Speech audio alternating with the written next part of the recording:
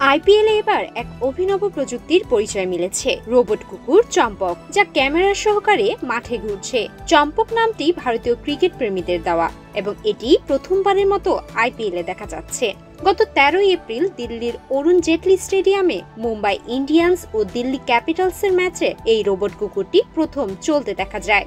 এটি তৈরির পেছনে ছিল ভারতীয় ক্রিকেট বোর্ড ও প্রযুক্তি প্রতিষ্ঠান WT ভিশনের সহযোগিতা।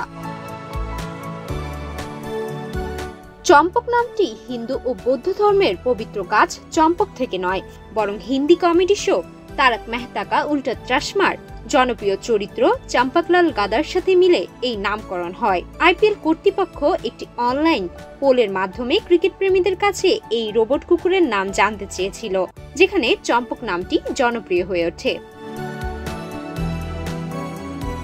এই রোবট কুকুরটি শুধু মাঠে দৌড়ানোই নয়, খেলোয়াড়দের সাথে যোগাযোগ করতে পারে। এটি হাত মেলানো, লাফ দেওয়া কিংবা ভালোবাসার সূচক চিহ্ন দেখাতে সক্ষম।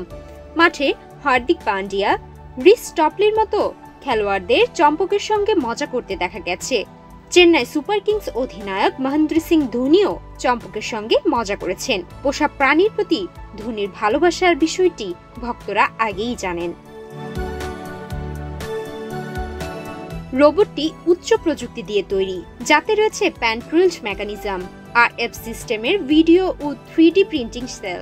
তার শরীরটি বাদামি রঙের ফারের প্রিন্টে আবৃত এবং এটি বিভিন্ন অ্যাঙ্গেল থেকে ফুটেজ ধারণ করতে পারে, যেমন গোপ্রো অ্যাকশন ক্যামেরা। আইপিএল এর দর্শকরা এই রোবট কুকুরটিকে বেশ আকর্ষণীয় এবং ম্যাচের সেরা বিস্ময় হিসেবে উল্লেখ করেছেন।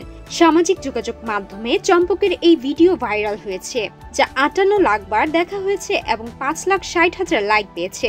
বিশ্বের শীর্ষ ক্রীড়া ইভেন্টগুলোর মধ্যে আইপিএলকে আরো আধুনিক ও আবেগপূর্ণ করতে এই রোবট কুকুর তৈরি করা হয়েছে। বিশ্লেষকরা এটি একটি উদ্ভাবনী পদক্ষেপ হিসেবে দেখছেন, যা খেলাধুলার সম্প্রচারে নতুন দিগন্ত খুলে দিয়েছে। সুমাইয়া মিতু, বাংলাদেশ প্রতিদিন।